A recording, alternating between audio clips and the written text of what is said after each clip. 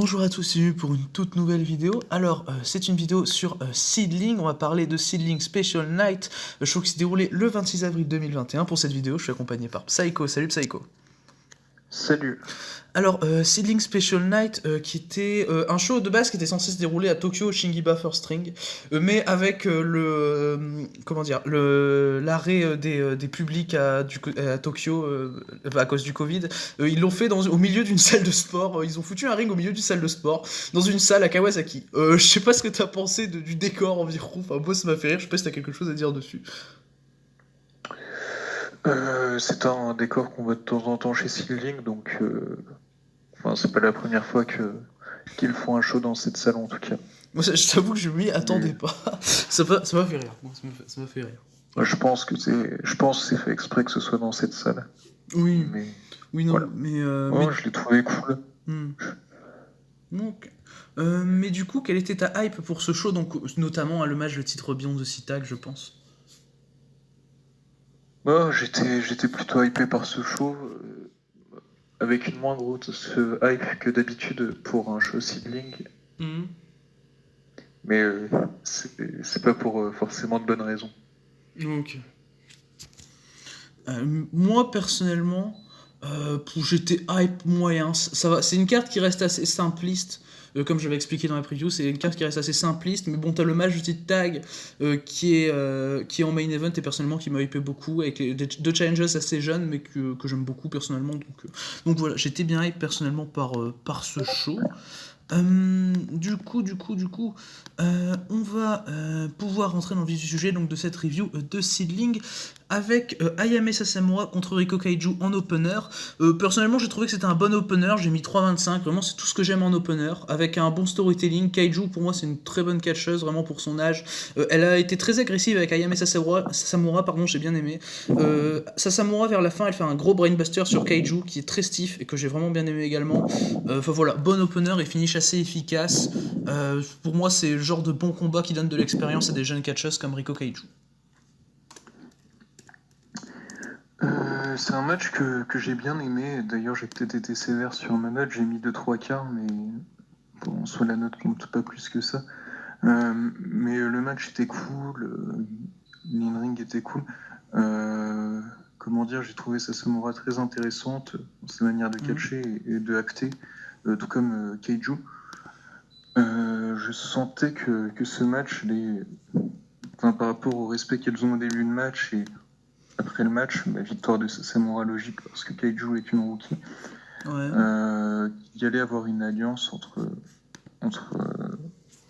entre les deux et je n'en dirai pas plus.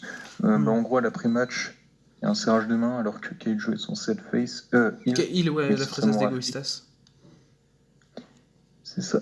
Et sinon, l'in-ring était bien solide, simple mais efficace. Non, oui, oui, ce genre d'opener que moi personnellement j'aime beaucoup.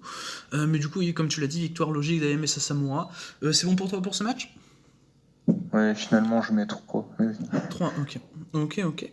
Mais du coup, on va passer maintenant au deuxième match du show. Le deuxième match du show, c'était un high speed freeway match avec Kao Kobayashi contre Shikayo Nagashima contre Itsuki Aoki. Ça a duré 9 minutes. Victoire de Kao Kobayashi. Pour être honnête, j'ai pas du tout aimé le match. Pour moi, c'est le moins bon match du show. J'ai mis 2,5. Je me trouve assez gentil avec la note que j'ai mise parce que t'as tous les spots avec Natsuki Tayo comme à son habitude qui me saoulent. Enfin, tu sais, des fast counts et d'un seul coup, elle fait des counts qui sont lents. T'as un ref bump avec Kao Kobayashi qui frappe Tayo, ça m'a vraiment saoulé.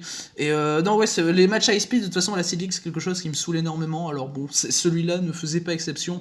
Et la fin, par passage par-dessus la troisième corde, m'a bien gêné à titre personnel. Match perso que j'ai bien aimé, j'ai mis 3. En soi, il y a des passages avec Tayo, c'est toujours un peu emmerdant. Ouais. Le problème, c'est qu'il n'y a pas trop de logique en soi. Tu sais pas pourquoi tout à coup elle est pour Kobayashi et Chikayo Nagashima qui aussi. Enfin, je sais pas logique en fait. Il y a que le in-ring qui est cool en soi. Oui, l'une bon, ça va. Itsuki Aoki qui. En vrai, je sais pas quoi dire de spécial pour ce match. T'as Itsuki Aoki qui perd en passant par-dessus les cordes, et vu que c'est Kao Kobayashi qui lui a donné le dernier coup avant qu'elle passe par-dessus les cordes, bah, Kao Kobayashi a gagné. Sur le coup, je pensais pas que ça pouvait se finir par des comptes à l'extérieur. Par passage Par des par-dessus. comptes à l'extérieur. Ouais. Par over the top rope. Ce qui m'a pas dérangé, même. Du coup, ça me fait penser qu'il y a des spots pour des anciens matchs high speed qui sont en fait plutôt logiques. Vu que je pensais vraiment pas qu'on pouvait gagner par 40 Ah, ok. Ah, ok. Voilà. Victoire de Kao Kobayashi. Je sais pas si j'étais surpris ou pas. Moi, je pensais qu'Itsuki Aoki allait gagner vu qu'il avait gagné la BR dans le show des 15 ans de Nakajima. Ouais, justement, le fait qu'elle l'ait gagné, que Tayo n'était pas contente que Itsuki Aoki l'ait gagné, je me disais, cette fois-ci, elle va pas bon, en gros, elle ne va... Enfin, elle va saboter son combat, ce qui a été un petit peu le cas. Et en fait, je crois que dans le storytelling du match, Tayo, elle voulait juste que Aoki perde, et c'est ce qui s'est passé. Vu que Tayo, en soi, je crois qu'elle attaque les personnes quand elles sont placées à high speed. Je suis pas sûr. Il me semble que c'est ça. Ouais, mais après, ça me saoule parce que derrière, elle-même ralentit le match, tu sais, donc je vois pas la logique. Ouais, mais c'est ça qui est bizarre. Bah, du coup, moi, je trouve ça le nul, vois en fait. plus dans le sens où elle voulait vraiment coûter le match à Aoki, et c'est ce qui a été fait. Et je crois que les potes avec Chikayo Nagashima, vu qu'elle fait un effort sur le high speed, j'en sais rien.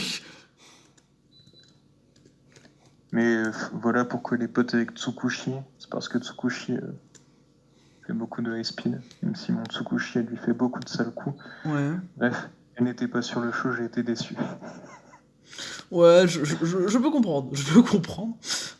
Mais voilà pour ce High Speed Freeway, globalement, voilà, c'est vraiment un match comme on en a souvent à la Seedling. On en a à la limite à tous les shows, je crois, des matchs High Speed Seedling, si je dis pas de bêtises. Mais c'est un peu une copie de ce qu'on a à chaque fois en fait. Et c'est un peu redondant et saoulant, je ne vais pas vous mentir. Du coup, voilà pour ce match, donc pour ce deuxième match de la carte. On va passer maintenant au troisième des 4 matchs du show, qui était un match par équipe avec Asuka et Makoto qui affrontaient Rina Yamashita et Yumiko Ota. Alors, on a eu un no contest au bout d'un peu moins de 11 minutes, ce qui m'a beaucoup gêné personnellement la fin. Le match en soi est cool. T'as un comedy spot que j'ai vraiment bien aimé avec Rina Yamashita qui a les cheveux coincés dans un truc de la salle de sport, et moi ça m'a fait rire. Asuka et Makoto ont un bon heel work, se débrouillent bien dans leur character work, donc moi ça me plaît. Mais le finish est pas bon à mon sens, donc j'ai mis que 3 là où j'étais plus parti pour un 3-25. Je pensais qu'Asuka et Makoto. Enfin, je pense qu'Asuka et Makoto auraient vraiment dû gagner le match, personnellement. J'ai mis 3,25, j'ai bien aimé le combat, j'ai trouvé qu'il était assez brutal. Justement, enfin, honnêtement, j'ai mis 3,25, j'aurais pas mis 3,25 sur l'après-match. On a vu que en gros c'est le genre de match où on hésite entre 3 et 3,25 et ce qui peut déterminer la note, ça peut être l'après-match.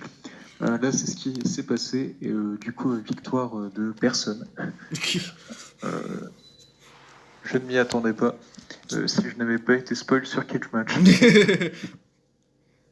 Ah là là.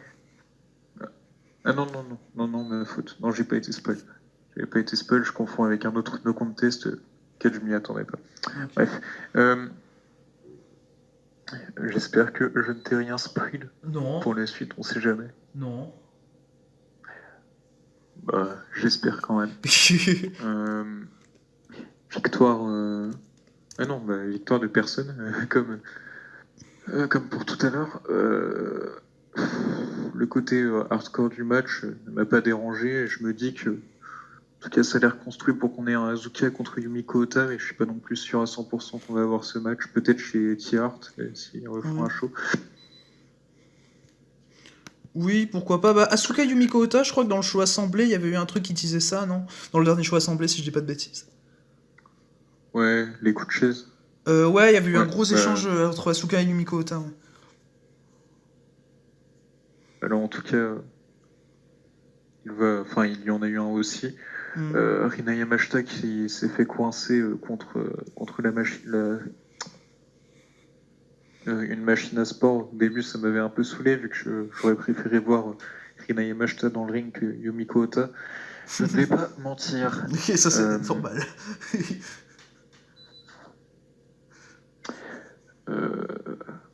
J'ai trouvé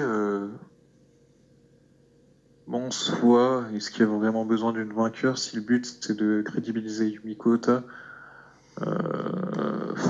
Ouais, peut-être, quand même. Bah oui, Parce que, après pour le coup je note pas, enfin je change pas ma note sur les après-matchs, donc c'est pour ça que j'ai mis 3, j'aurais peut-être mis 3,25.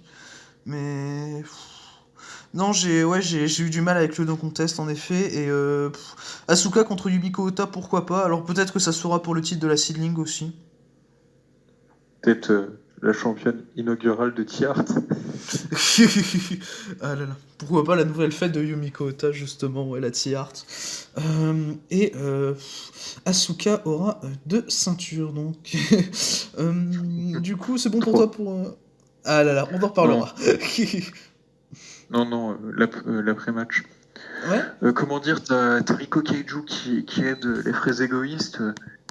Et comment dire, bah, elle va se faire un petit peu claquer.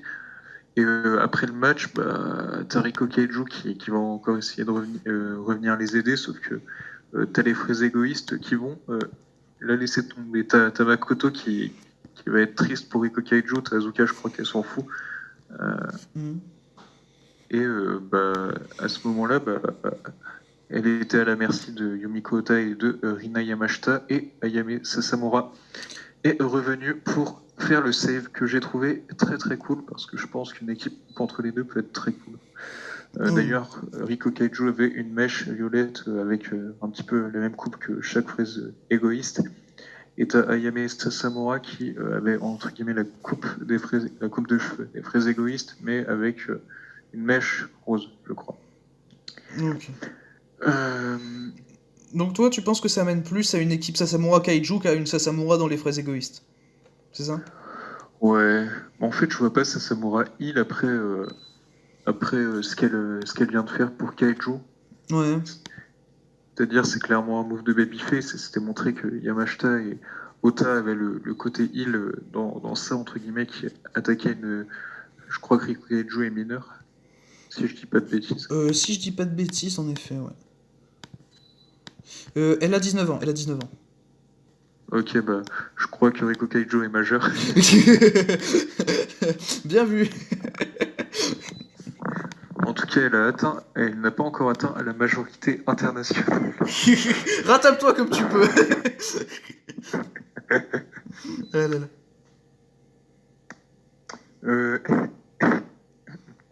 Du coup, le move de Ayame Sasamura, c'est clairement un move de babyface que j'ai trouvé très cool, et qui donne pas mal d'intrigues, qui me donne pas mal d'intrigues pour Sasamura. Voilà. Ouais, non, je peux Voilà. comprendre. Ouais, non, je peux comprendre. Moi, personnellement, c'est un truc que je trouve assez cool. Je peux trouver ouais, je peux y trouver un intérêt que j'expliquerai un peu plus tard, du coup. Voilà, pour ce match, voilà, pour cet après-match, avec le no contest entre Asuka et Makoto contre Rina Yamashita et Yumiko Ota. On va Juste un truc à dire de plus. Vas-y, t'inquiète, vas-y. Prends ton temps. Désolé de te couper. T'inquiète. Non, dans le sens, je pense qu'elle aura le rôle. En gros, je pense pas que Riko Kaiju sera pendant encore longtemps chez les fraises égoïstes, et je pense que Sasamura va un petit peu, comme on a dit en off, jouer le rôle comme John Cena quand il était avec Hornswoggle, et que Hornswoggle voulait intégrer DX. Il y en a qui auront la rêve. Et en tout cas, je pense que Sasamura va essayer de faire intégrer Riko Kaiju. Enfin, en gros, va être outré de comment Las Fresas de Egoístas traite Riko Kaiju. Du coup, en gros, ouais, dans la comparaison, Riko Kaiju c'est Hornswoggle et mais Sasamura c'est John Cena, c'est ça? C'est ça. Ah, parfait, je comprends mieux. Du coup, voilà pour cet après-match. On va passer du coup au main event. Main event qui était le match pour les titres Beyond the Sea Tag Team avec Arisa Nakajima et Nanae Takahashi qui faisaient leur première défense de titre en affrontant donc Honori Hana et Riko Kawahata Le match a duré un peu moins de 20 minutes. Vraiment, je trouve le storytelling très très cool. Un très bon match de titre, une très bonne première défense. Anna et Kawahata ont été vraiment de très bonnes underdogs. Elles sont jeunes et elles jouent bien leur rôle. Voilà, elles attaquent directement Nakajima et Takahashi. J'ai bien aimé le début du match, du bon fighting spirit, tout ça. Moi j'aime beaucoup dans ce genre de match où Nakajima et Takahashi sont très arrogantes, sont les vétérans du match, jouent bien leur rôle également. Non, ouais, c'est un très bon match avec un très bon finish. Arisa Nakajima fait une excellente performance. C'est pour moi la MVP du match. Avec Riko Kawahata qui m'a, pour être honnête, vraiment bien surpris. Riko Kawahata, vraiment, elle a peu d'expérience. Elle a 21 ans, elle a commencé en 2018 et franchement, elle est assez impressionnante, Riko Kawahata. Match que j'ai vraiment apprécié, j'ai mis 3 quarts, j'ai même hésité à mettre 4 alors que dans ce match t'as quand même une rookie. J'ai trouvé le match franchement très cool et très bien construit. Victoire des championnes, ce qui est tout à fait logique parce que entre guillemets t'as 2 rookies même si Kawahata n'est plus une rookie. En tout cas Kawahata qui est extrêmement impressionnante pour le peu de temps qu'est le catch. Franchement, je vois vraiment un très gros futur pour elle, pour la suite. Honoriana qui a fait également une bonne perf. Peut-être celle qui était la moins bonne du match, mais bon, en même temps, quand on voit ce qu'il y a en face, c'est pas choquant, quoi. On voyait que parfois Takahashi, non, Nakajima et Honoriana, en gros, il y avait des manques de compréhension et que ça allait mieux avec Takahashi. Je pense que c'est dans le fait où que Honoriana s'entraide plus avec Takahashi qu'avec Nakajima. Ouais. Sinon, comment dire, les périodes de domination étaient très cool. Je trouve qu'il y a une bonne alchimie entre l'équipe Kawahata et Anna. Pourquoi pas conserver cette équipe plus ou moins pour la suite. Non, franchement, un match très solide. Des prises qui sont vraiment pas banales de la part des 2 jeunes. Ouais. Nakajima et Takahashi qui jouent très bien leur rôle. J'ai trouvé plus Nakajima arrogante que Takahashi. Ouais, je suis J'ai trouvé que d'accord. Takahashi avait plus un côté vas-y. En gros, j'ai essayé de trouver les mots. Je m'en foutiste. Comment Elle s'en foutait, quoi. Un peu, non? Non, j'ai vraiment plus l'impression que Takahashi était là pour les entraîner. Ouais. Ouais, je vois. J'ai pas spécialement vu ça à titre personnel, mais. Bah, c'est vraiment le côté de Takahashi. Enfin, je sais pas, j'ai vraiment l'impression que Takahashi c'était le professeur. Ok. Voilà.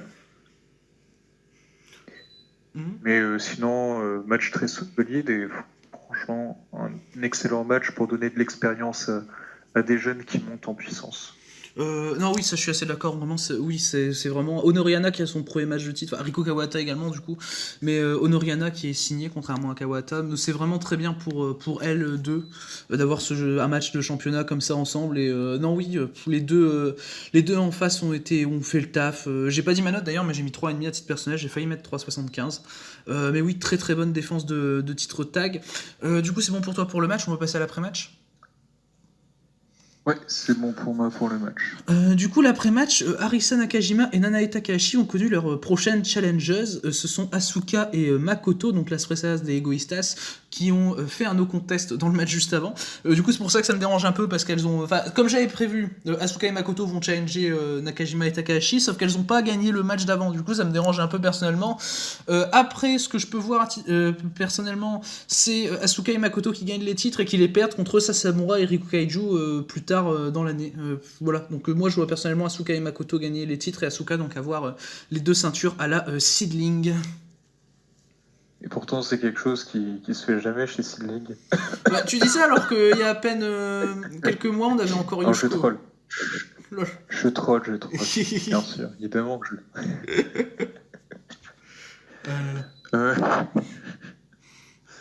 Ouais, non, perso, le match me hype beaucoup. De toute façon, c'était le match qui me hypait le plus. Quand les Dropkickers étaient championnes, là, c'est Takahashi qui sera avec Nakajima. Ce qui, bon, en soi, je préfère Fujimoto à Takahashi, mais Takahashi est clairement une excellente catcheuse. Ouais. Donc c'est pas comme si on y perdait. Oui, non, mais ça, je suis assez d'accord. Euh, Moi, je verrais une victoire de Takahashi et Nakajima. Et d'ailleurs, je pense qu'il y a qu'il y a eu un no contest pour ne pas donner une défaite à Yumiko Ota, qui, je pense, va affronter Azuka prochainement. Mais en même temps, je suis pas sûr à 100% qu'il va l'affronter prochainement. Ouais. Je Ouais, suis bah, je suis un après, il y a petit déjà le Asuka Yumiko Ota qui a été teasé. Donc, en plus, le Nanae Takahashi, je sais pas. Après, ça peut peut-être teaser un Arisa Nakajima Asuka, selon moi. Et Asuka gagnerait pour ton plus grand plaisir, évidemment. Honnêtement, je pense que ce serait une conservation de titre de Takahashi et Nakajima, et je vois vraiment Hmm. pour amener le Azuka Takahashi qui est teasé, et, et éventuellement après le Azuka Nanae Takahashi, qu'il en refasse un Azuka contre Arisa Nakajima. Ouais, et qui donne la victoire à Asuka, du coup, pour être logique dans la storyline. Je sais pas si tu vois une équipe prendre les titres spécialement à Nakajima et Takahashi, toi. Du coup, à part Asuka et Makoto. Franchement, Hmm. En vrai, Rina Yamashita et franchement, Yumiko Ota, non? non. Non. Ok. Peut-être Borderless au retour de Yoshiko, vu qu'elle elle en avait pour 3 mois, donc la rigueur, s'ils ne lui redonnent pas le World maintenant, ils lui donneront les tags avec Rina Yamashita, peut-être. Ah oui, pourquoi pas. Non, Yoshiko et Rina Yamashita, pourquoi pas. Après, moi, je vois Asuka et Makoto donc prendre les titres à Nakajima et Takahashi, donc voilà, ça règle le problème. Mais du coup, bah voilà pour cet après-match, c'est bon pour toi? Ouais. Bah, Après, honnêtement, hmm. ça me choquerait pas non plus que Azuka prenne le titre à Takahashi et Nakajima, et que malgré tout, elle dit bon, dans le passé, j'ai fait des erreurs qui m'ont conduit à ne pas gagner les titres. Mhm. En gros, que ce soit elle qui challenge direct Nakajima et Takahashi. Ah ouais, pourquoi pas. Non, ça me choquerait pas, ça me choquerait pas. Non, ça peut être une Mais bon, histoire qui est assez cool à raconter. Ouais. Hmm. ouais, c'est simple à raconter. En plus, disons d'habitude, c'est les faces qui challenge leur challenger, enfin qui challenge leur challenger, ça se dit? On T'inquiète. s'en fout. Du coup, je pense que ça pourrait être cool que ce soit une heal qui le fasse pour changer, mais qu'il le fasse pas pour pas pas dans un côté babyface, mais plus dans le côté en gros montrer qu'elle a step up quoi. Ah ouais, non, ça peut être assez intelligent. Non, je suis assez d'accord. Aussi montrer Hmm. en plus si ça va dans la suite de la storyline de Azuka qui avait pris le lead de Las Fresas de Egoístas, ça peut rajouter un truc quoi. En gros, Euh, Azuka qui bat cette fois-ci Nakajima, même si de base j'aurais trouvé plus logique que Azuka prenne le titre à Nakajima, mais ça ne s'est pas fait comme ça, bah, hmm. voilà, Donc, on ne peut pas changer ah là le là. passé. Ah là là. Mais du coup, ouais, voilà pour ce show Sealing Special Night. Dans l'ensemble, moi je trouve que c'était un show qui était plutôt bon. Bon, t'as personnellement, là, le Freeway High Speed qui m'a gêné. Mais sinon, le show est bon, avec évidemment pour moi le seul match à conseiller qui est le main event, le match pour les titres tag. Moi j'ai trouvé le show très bon, ouais, franchement très bon, Mhm. pas forcément en termes de catch, mais en termes de ce qui peut se raconter, ce qui est utilisé pour la suite. Ouais. Ah oui, oui, je comprends dans ce cas-là. Oui, dans ce cas-là, à ce point de vue-là, le show est vraiment, oui, et plus que bon, oui, ça c'est clair il y a pas mal de choses assez intéressantes, pardon, qui peuvent être faites, donc. Du coup, voilà pour ce show, du coup, voilà pour cette review de Seedling Special Night 2021. Merci à vous d'avoir écouté cette vidéo. Merci à toi, Psycho, pour ta participation, et du coup, d'ici les prochaines vidéos, je vous dis à la prochaine. Bye tout le monde.